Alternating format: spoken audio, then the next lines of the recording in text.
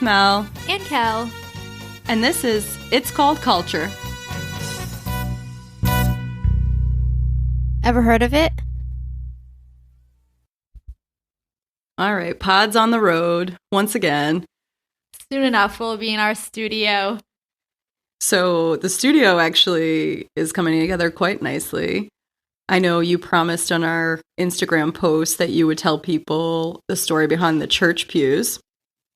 I think it's only fitting that we could host from a church pew. Like, I was dead set on not having any other type of chair but a church pew. Right. When we decided to do this podcast, that was one of the first things. Melissa was like, this is what we need to sit on for our seating. And when she reached out and contacted somebody and got them custom made. Some sketchy Craigslist guy. People were buying them as regular benches, like an entryway bench or something like that, and having him actually cut off the end caps or the parts that would associate it with a church pew. You know, a little farmhouse style or bench or something like that. All right, cute. And then I called him up and I was like, so, sir, what I would like is I would like a church pew to be cut to size for an individual seat. And he's like, well, do you want the end caps on? I can take those off. I can shave down the cross that's on the edge. No, and I said, no, sir, you better leave that cross on there. That's the whole point. Can you make the cross bigger?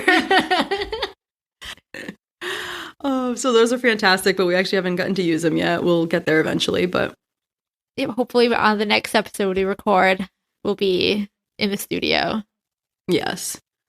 And so here last night, I was out with my parents, and my mom is a listener now. Oh boy. And when I ran into her, she mentioned just to be nice on the podcast. That's what she said? Yep. Behave yourself, juiz na cabeça. So my dad seems to be getting a kick out of, he acts like he doesn't like me telling all these stories about him, but then all he wants to do is tell me stories so that I can share them. Oh yeah, your father's a storyteller. Last night at dinner, he was just kind of going off and adding on to some of the stories I had told on this last episode. And he was saying that the tea story, so when he went to the airport with his carry-on bag with only tea leaves, ground up tea leaves, he actually also had a pressure cooker. So I failed to mention that in the first episode, which makes it so much worse. The tea leaves in a pressure cooker. How did you travel with a pressure cooker in your suitcase? Definitely not today. No, so that was probably in the 80s at some point, but I just thought that was hysterical. Oh, that's amazing. I also have an update on my father coming here.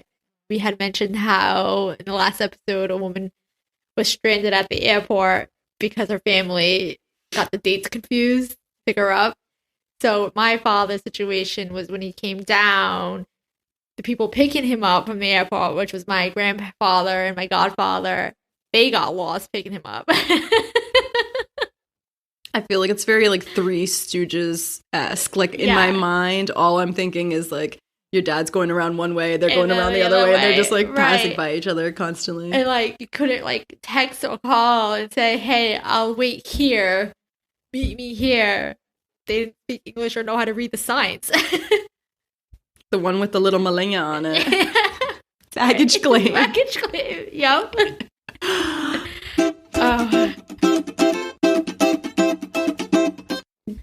Getting into our episode, we're talking about the First Portuguese Catholic School in America that we attended. The school name was not in English. No. Nope. And I never realized that when we were growing up. No. And we just kind of thought everybody knew what that was. What? Oh, I go to Espiritu Santo. Right. You know what I mean? And that's such an Americanized version of those words, because you're saying Portuguese words with an American accent, and that's just how we grew up saying our school name. Everybody that went to that school was Portuguese. There was not a soul there that wasn't Portuguese. So, like, today, 90% of the students there are Portuguese descent. Still, which is crazy, yeah. In like 2022.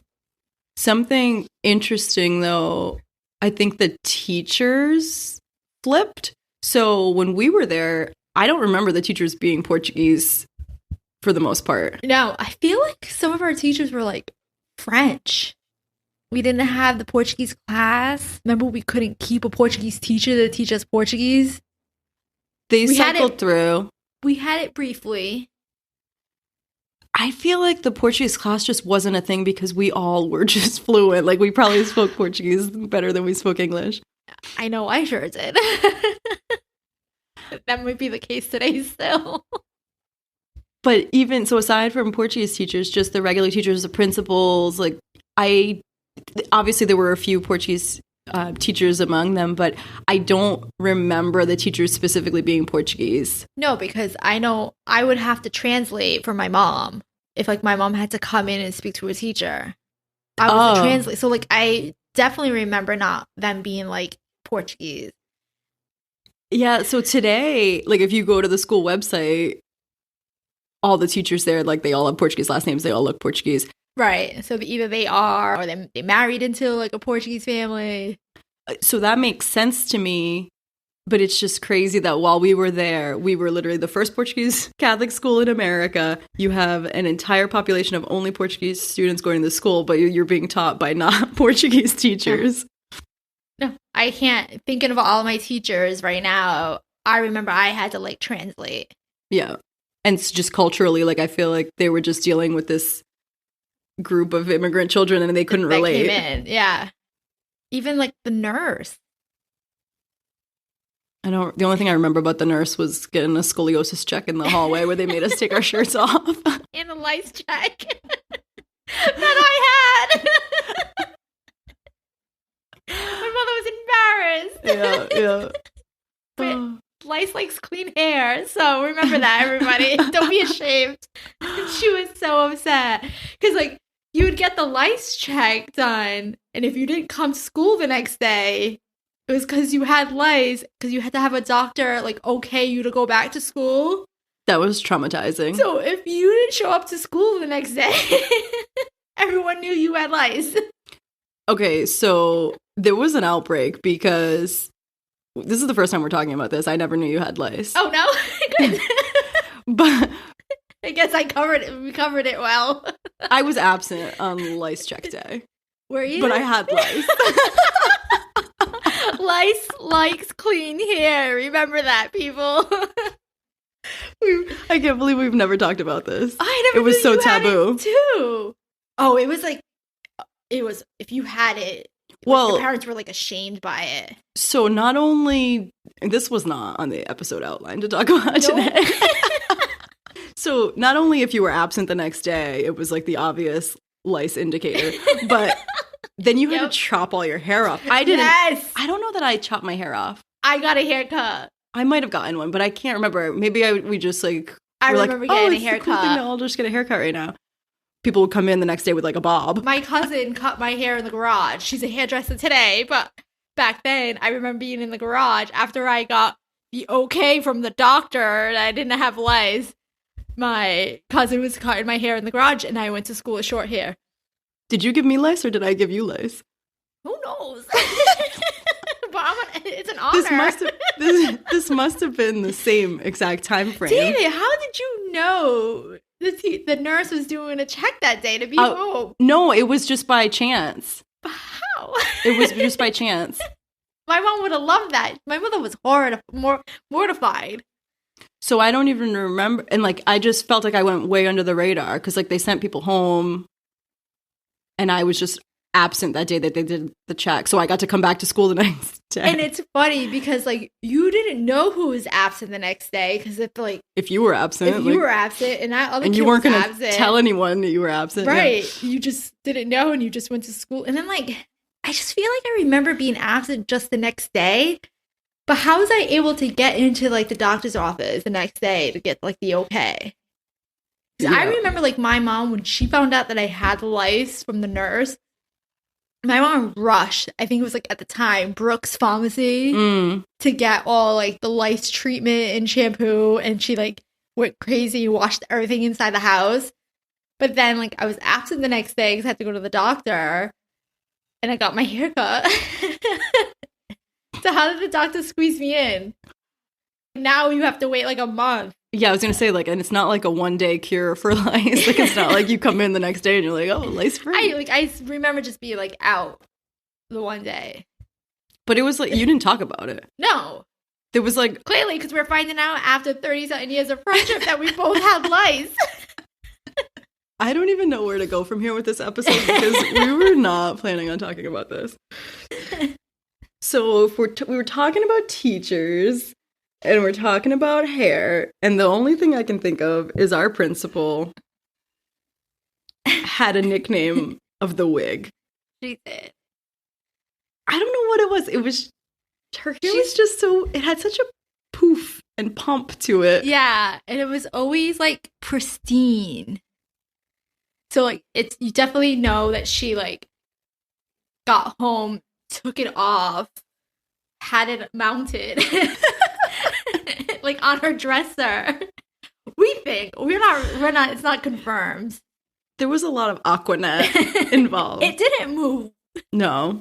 But it probably wasn't her real hair. I'm sure it was. But that's just what kids do, you I know. You just start rumors about right. anything. That was what we had to talk about, considering our school only had 100 kids, maybe tops in the whole school. That's K to 8. Maybe. Because you roughly had 15 kids in your class, 16, maybe 20. So I feel up like to there 20, was maybe 20, right? Yeah. And they started to dwindle down. It started to dwindle as the years went up. Yes, for sure. Tuition might have been getting expensive. I don't know, but I felt like when we graduated, it wasn't as big. The school was so small. Our middle school, essentially, like if you broke off our 6th to 8th grade, even though it was all together, it was like 60 kids total. Yeah. 20 per class in the whole middle school. Yeah, sounds about right. So we had nothing better to do than talk about the wig. It was our entertainment. She wasn't Portuguese either. No, she wasn't. She was definitely French. So if you were talking French before... Yeah, like I feel like we got like a lot of French vibes. I don't know what a French vibe is. But... Me neither. But like, you just knew she wasn't Portuguese. She wasn't, because I know my mother wasn't able to talk to her. She didn't speak Portuguese. It's like, how do you run? Think about this. How do you run a Portuguese school but not speak the language? Filled with complete immigrant children. Yeah. Like, think about it. Like, how do you, like, you're like, hey, I'm going to work today. Yeah, I don't understand this culture at all, or any of the students in this school. Yeah. So obviously it was like a Catholic school, so there was a church part to it. And I think the priest definitely spoke Portuguese. Yes. So that was that. But like the actual like principal, the person in charge of the school did not. Right. So like, I mean, she's probably going to like discipline a kid for coming in with a school lunch of bread and butter. But that's culturally acceptable. And that it was fill-in. You put some São Jorge quiche lá dentro. It was a fill-in lunch. I brought that in many a times. And I still eat it for breakfast today. I used to call it the stinky feet cheese. I know. I used to hate when you brought it I know, to it lunch does smell, because it smells so bad. But it's so good, though. Especially the one that has a little kick spice to it. It's so good. Oh, I don't. Yeah, there's one. I don't think I had a spicy version. Yeah. So this principal brought us, or made us all go to her dad's funeral. Oh, yes. So her father had passed away, and then I remember, was there like a bus trip? Yes. So it wasn't. There was a parish associated with our school, and it wasn't happening there. She didn't attend that. She wasn't Portuguese. It was sort of far away. I want to say it was in Rhode Island. Maybe, but like our time and like knowing where things were at the time. Oh yeah, I had no idea. No idea. You but weren't paying it attention. Did sound like it was far enough that your mom gave you her big bulky cell phone, like your Zach Morris cell phone. Because I remember that. I brought it on the bus. You brought it with you. So Do you remember this? Your mom's like Zach Morris kind of phone? It may have been a little bit more smaller.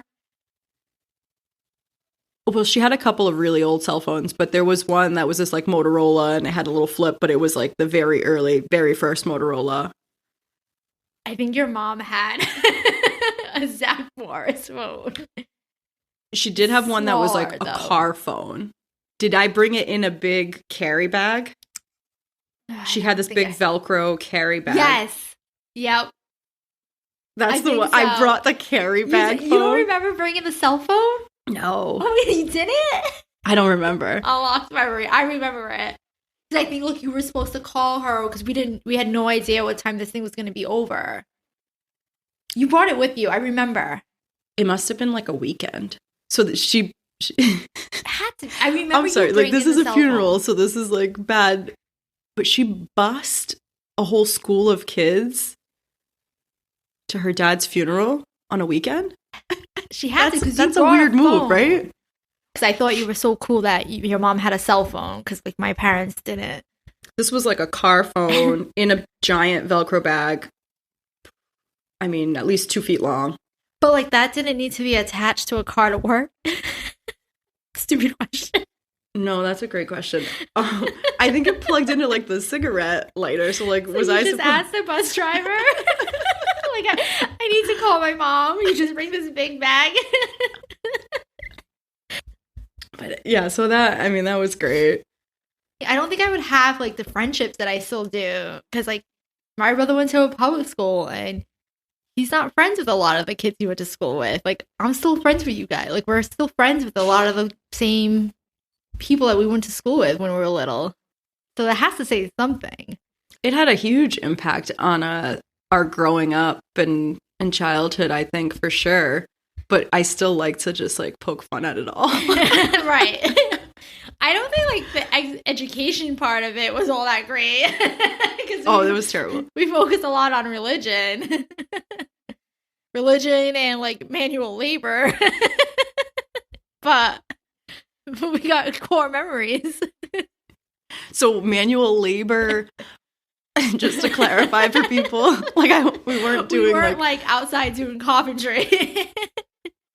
But anytime, so the church was across the street, and anytime there was an event in the church basement or any kind of thing going on, they needed somebody to move folding chairs from the school to the church and back again.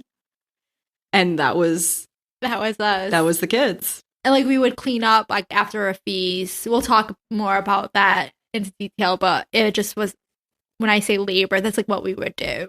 We were like helping our community. You'd go pick up all the papers from the bazaar, like the unrolled papers that people just left all over the parking lot. You just dropped $50 on rolled papers to hopefully get a prize. When you clean it up, you see if anyone discarded any winners. You think they would let you cash it in a couple of days later? I'm sure there was leftover bazaar prizes. My mom's home decor, like her house that we're in, I would describe her decor style as bazaar prizes. Her winnings? Her winnings. Like if you went through her house and said, "Oh, this is cute. Where did you get this?" She'd probably say, "I won it at the bazaar." Like that is her style. I only remember winning, I think like it wasn't even at the bazaar, but I remember going to the feast with my father. And we went to like the goldfish section where you like, you throw something in the bowl and if it gets in, you win that fish. And I won like 2 goldfish. Did they die the next day? They died like 2 days later. And I buried them and I had like a church service. I was a kid. I think I remember taking the Bible outside. Yep. And I read to them like a passage from the Bible. Like I was a priest or something. I feel like I vaguely remember this. But I think that when the second one died, my dad just flushed it. Because he's like, we're not having another church service. Did we do a church service for anything else that died? At school, maybe? Because I'm like vaguely remembering reading Bible passages for mammals. Sure, we could have. The only animals like I remember was like our iguana, that like our class iguana that we had, and then like the cow hanging out in the church schoolyard waiting to be auctioned at the feast. Like, those are like the only animals I'm really remembering. The iguana died. Yeah, it did. Somebody took it home for the summer to take care of it and never brought it back, I don't think. It did not. I mean, the cow also died. We know that. Did we know that at that time? We also thought like people were like, they were auctioning the cow, and like we thought farmers were gonna like, oh, cow, let's add another one to our land. I always kind of thought that. I don't know that I put together that the cow was also the giant hunk of meat that got delivered to my door the next week. Right. Yeah, I don't think so. But those goldfish, so I thought like the nicer they looked, the quicker they died. I had one that I won from one of those little ping pong spill the ball things at the feast, and it was the ugliest looking goldfish I've ever seen. I named it Shabby because it was so ugly. It was like not gold at all. It was like brown. It was just had chunks missing. Yeah. Like it was just ugly. And that thing lasted for like a year and a half. My feast goldfish. That means something, right? Yeah. Looks are not all. Looks are not. What's the saying there? Looks can be deceiving. Yeah. Maybe. Shabby had seen some shit. Shabby had been through some shit. Okay. He was one of the rougher ones. How frightening is it for the goldfish? Like you're throwing a ball into their little like home. Which, by the way, that's like so sad because it's like so small, like a small fishbowl.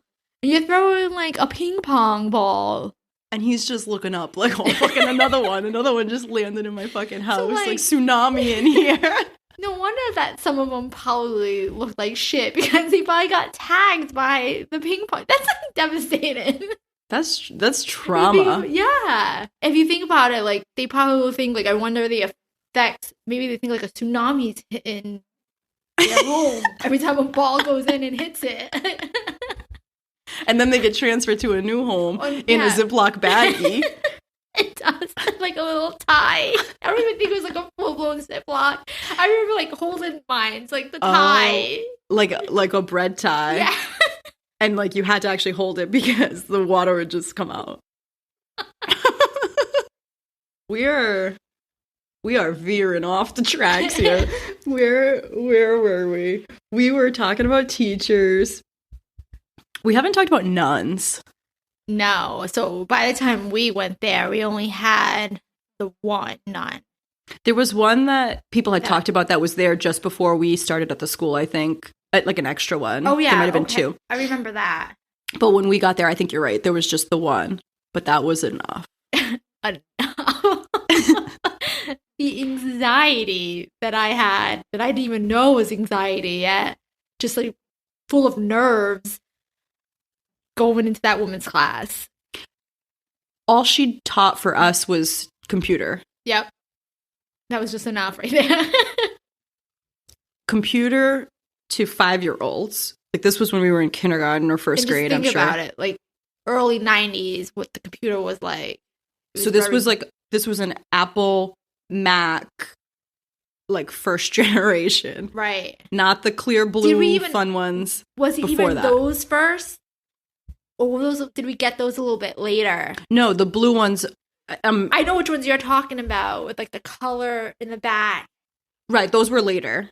Oh, okay. So the clear colored Macs, those were way later. Those were like futuristic. Yeah, okay. Those came out when we were in middle school. Yep. But when we were in kindergarten, it was like the original Apple Mac computer. Yes. Yep. Okay, with the little like actual floppy disk. Yep. Yeah. Garage, what they called. Like the tan looking computers with the small ass like screens. Yeah, I'm pretty sure the screens didn't have color. It was just like black with a green or something. Or no, there was color. Because actually this story I'm going to tell involved color. Yeah, if you like hit keys a certain way. Right. So I don't remember what the game was called or if it even was a game. But you took your big black floppy disk. You put it in the garage. You shut the garage door. Okay. A lot of innuendos. Your garage, not the neighbor's garage. Not the garage to the Vizinha, okay? It's a Portuguese, that was a Portuguese song reference. So you put that floppy disk in the garage, and then you would just have commands. So this nun would stand in the middle of this computer room with these 5-year-olds, mind you, on these computers, and she would just shout things at you like T9, spacebar, enter, U5, C6, and each command that she shouted at you would produce something on your screen. So it was either like drawing a line or, to the left or a line to the right, and you were making shapes. And then certain commands would color in the shape. And you had color commands that would change things. And so the anxiety of needing to make sure that your picture was correct, because she knew what the picture was supposed to look like. And she had eyes on this entire classroom because your backs were to her with the computers. Just the trauma of that. And you're pressure. 5. You're 5. You've never seen a computer before. Yeah. Okay. You have no idea where these keys are, and you're chasing them and you're looking. And if you started down a wrong path, like if you did one command wrong, your entire picture was wrong. Like if you went left when you were supposed to go right with your line, everything after that is wrong. So your picture would look so bad, right, comparatively to everyone else's. Like it was obvious. Like she could just easily just glance around the room and be like, you fucked up. You're an idiot. Are you not listening to me at all? And that was just traumatizing. It was like how I didn't shit myself in that class. I don't know, because that really was. I mean, you've shit yourself every day since. But. And that a little some years in that school, yeah, definitely. All the pent up anxiety. Yeah, it's like I didn't even know I had anxiety already at that age. That was like the beginnings of anxiety in my life, I feel. Yeah, like I shouldn't have been going to school feeling sick sometimes. Right. And nothing towards the actual school, but it was let's just say some of the teachers. They would shame you as a punishment tactic for sure. Yeah, so it was you just didn't want to mess up because you knew you were gonna get yelled at or get punished, or they would kind of not make fun of you, but they would make it a point that you messed up. They would make fun of you. Yeah, I know. I'm trying to give a little more credit. It's and I'm not saying you specifically. I'm just saying they were making fun of students. Because the school is still open today. So we're just talking about our time there, not how it is now. So if you still have kids if your kid go to school there, I'm sure it's still really great. I'm sure it's wonderful. I think it was just a different time. I don't know, because my daughter's not in kindergarten yet, so I don't really know school-wise what it's like now with teachers. Right. But I feel like that shit would not fly today. No. Oh, yeah. Definitely not. I got called stupid from one teacher because I answered something wrong. Yeah, they would humiliate people. They'd make you come in the front of the room. Yeah, and then I remember, my mom, I, went home and I told my mom that, and, she went into the school and she, flipped out in Portuguese, and I had to translate it. That's crazy. So that definitely wouldn't fly today. I'm sure it still exists. I'm sure it's not. It's not obviously perfect. No, but I think back then it was the norm. Teachers are getting, in trouble if they say or do something back then. No, there was no repercussion for that whatsoever. Teacher called you stupid. The teacher called you stupid. She's probably right, maybe. You get another beating when you got home. Yeah, that's right. They would. So one of the things I remember they would do was dump desks. So that was always a huge fear. So we had the type of desks that would open on a hinge. So you'd actually open it up. You kind of put your head underneath to rest the top of the desk on it. And the way that your classroom was and how your desks were, going across, you could have your heads holding the desk, and you could all talk to each other underneath. Right. Yeah. Exactly. Exactly. We did that all the time. So when we had that set up, that was awesome. you had your things that you had to keep in your desk. And it's like, I can't control how many books you need me to have in my desk. Right? No. So if it doesn't close, it's not my fault. There was only one way. It was Tetris. There was only one way that you could get that all to fit in your desk and have it close. Like, you would line up your books. Like, if you had one thing in the wrong spot, it was not going to close. All off. And so there were kids who were just chronically messy too. And just didn't have their desks weren't able to close all the way. Like, they would kind of like stick up a little bit. And it was funny because you could tell that their desk wasn't closed because they would be like hunkered over their desk working. They would like, you'd put all your weight on the, and you'd just be pushing down because you did not want to be the kid whose desk wasn't closing.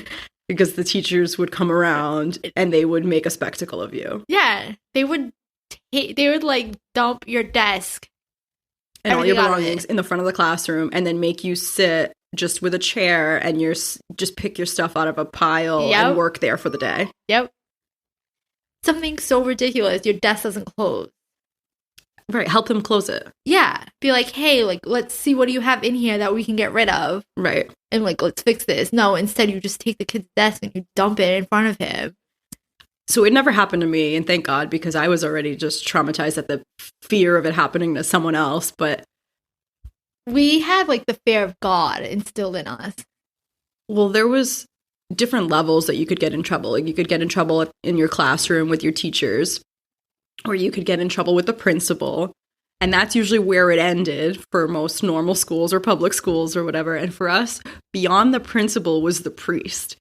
If you got in trouble beyond the principal and had to go to the priest, that was a whole other thing. Yeah. Just the utter thought of having to cross the street to go see the priest. At the rectory. Yeah. He wouldn't even come to you. No. And like you would, and then like he had his, like, I remember his secretary, and then like you would just wait there because like you had to get called into his office. That's all very detailed, Kelly. Like, did you get in trouble with the priest? I remember. Because I don't know those details because I never was over there, but that was specific. Over there because my mom got in trouble for not going to church. Oh. So I remember that like he called my mom in basically to yell at her because she didn't go to church because he noticed by the envelopes. So it's like, really? That's ridiculous. So that's how I only know that there's like this little secretary. And I just remember like the chairs, and you just like sat there and you waited. But when kids would get in trouble from class, you're right. We would watch them from the windows, and we'd watch them cross the street and walk over by themselves to the priest. And it's like, it was one of those things. It's like, is he gonna ever come back, or like that was it? Like, are we ever gonna see this kid again? They never talked about like what happened. I don't, and I'm not gonna go there about what the punishment was, but we never found out. They probably just got yelled at. I just remember my mom getting yelled at. It's just, I'm sure, guilt and you're going to hell. Yeah. Right. I'm sure it's a lot of that. Yeah. I would think so. We got in trouble. So one of the times I remember that we got in trouble in the lunchroom, there was a big thing with lunch, and you had to be sort of quiet. Yeah. During lunch. I mean, lunch is a rambunctious, loud, noisy place in the lunchroom, right? But we had to pray before eating lunch. Grace. Say grace, exactly. So like there was a whole process of you'd come in from recess, so you're riled up and you're hungry. Yep. And you get into this lunchroom and everybody has to become silent. And they did that with this giant bell where they would just ring this bell and they would just keep ringing it until everybody shut up so they could start prayer. Then we do the grace. And we just would talk over the bell. Yeah. And the poor woman ringing the bell, she'd be like, am I ringing this for my health? Do you know what? Like, I feel like there could be no other person for that job. Yeah. She was, like, I don't know. She was a force. The lunch lady? Yeah. So I think she's passed away now, right? Yeah, so bless her. Bless her heart. She was very sweet though too to us. She was actually super sweet. Yeah. But she had a very Trunchbull like exterior. Agreed. Or that's the facade that she wanted. Yeah. She wanted everybody to just be afraid of her as the lunch lady. But she was sweet. But she was. I agree. But she did get us in trouble one time. Yep. And we must have been talking, not shutting up for prayer. And the punishment, I think we should back up and just say that our lunchroom was the former church. It was also where we had gym, and it was the auditorium, and it was all things to all people. This lunchroom layout it had a stage, which used to be the altar for the church. And that was where the kindergarten kids ate lunch. There was some tables specifically with these tiny little lunchroom chairs for the kindergartners to eat up there. And we ate on regular sized tables in the rest of the building.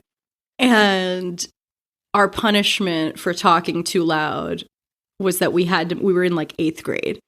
And she made us sit on the stage at the kindergarten tables and eat our lunch there. And it doesn't sound that bad, but we were grown. These were chairs for 5-year-olds. Yeah. So we were sitting in these chairs, and when you pulled them up into the table, the table had to actually rest on your legs, and the legs weren't touching the floor. So the table was just levitating on all of our legs as we're sitting there because we were too big. And we're trying to eat our lunch on top of this, like on display for the whole lunchroom. So everyone knew, like, and it was always like us for some reason, like the girls, like our girls' table that we sat at. I mean, yeah, and like the boys did too, but I don't think they ever, like, I don't remember ever seeing. No, them they spent sit. some time up on the kindergarten tables too. I just know she would yell at them a lot. Yeah, I only remember being up there like once.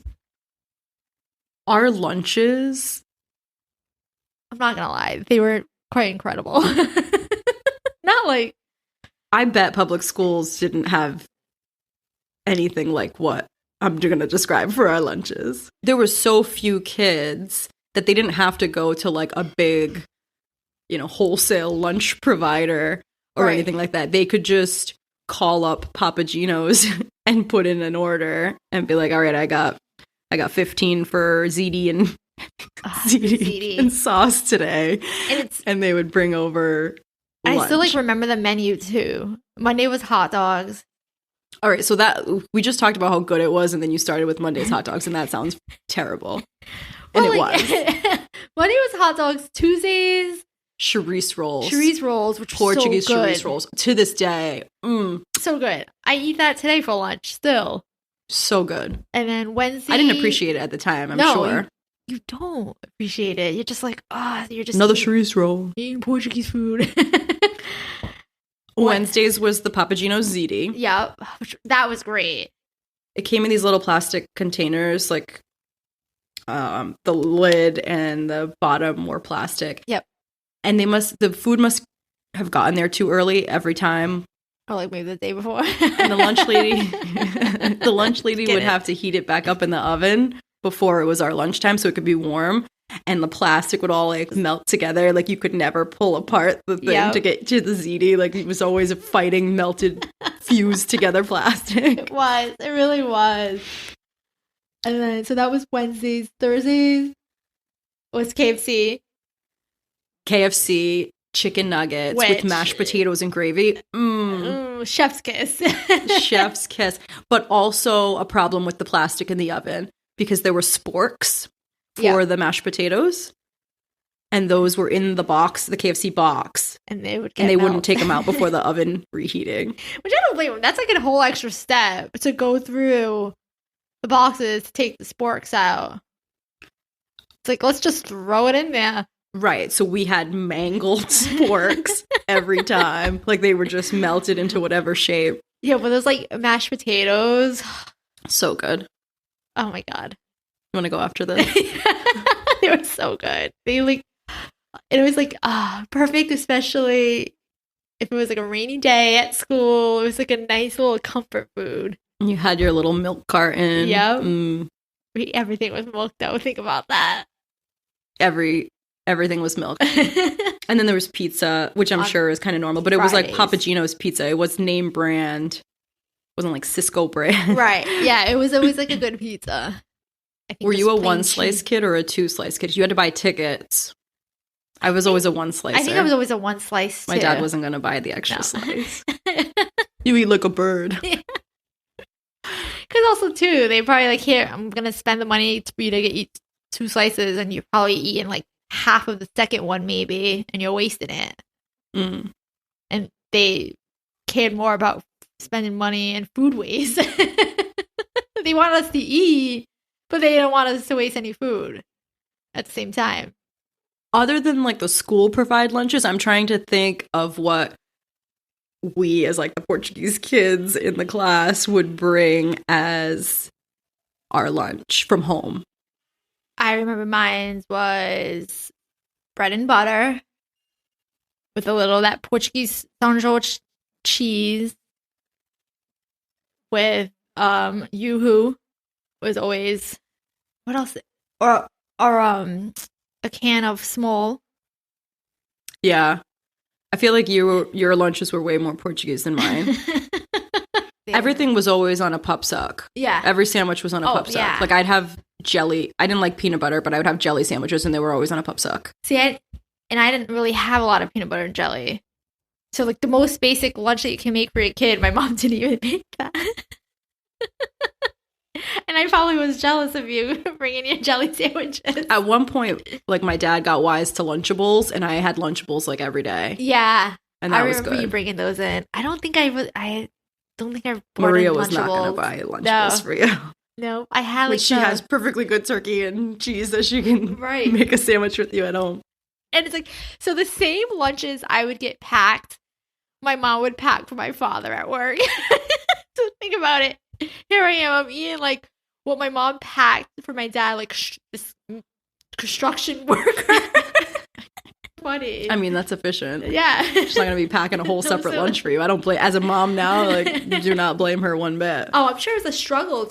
Oh, yeah. And you have more to worry about now because they're very, Oh my God, the everything. allergies. Food sensitivities and like back then. you would be shamed for stuff now though. Like you have to send like all like healthy stuff. Where like Right. before, like my parents would send me to school with a sugar sandwich, and that was like a real thing that I would eat, and Yep. they wouldn't call CPS. And then they wonder why you're like off the walls.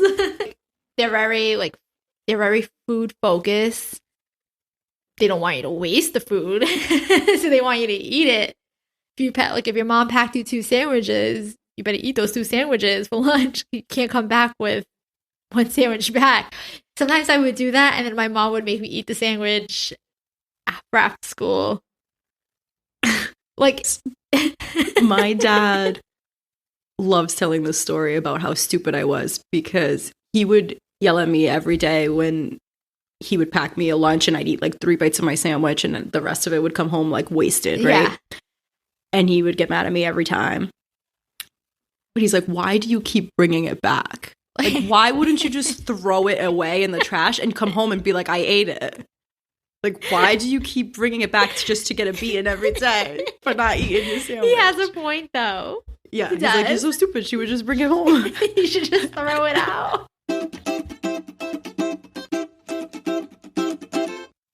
So it's about that time. Thanks for listening. If you're enjoying our podcast, please just give us a review on whatever platform you're using to listen to us. You can also visit our website. It's folkandfad.com. We have transcripts available there of every episode. And you can also send us an email, mail@folkandfad.com. Or you can hit us up on Twitter. Same handle there, folkandfad. And for Instagram, you can follow us at _It's Called Culture.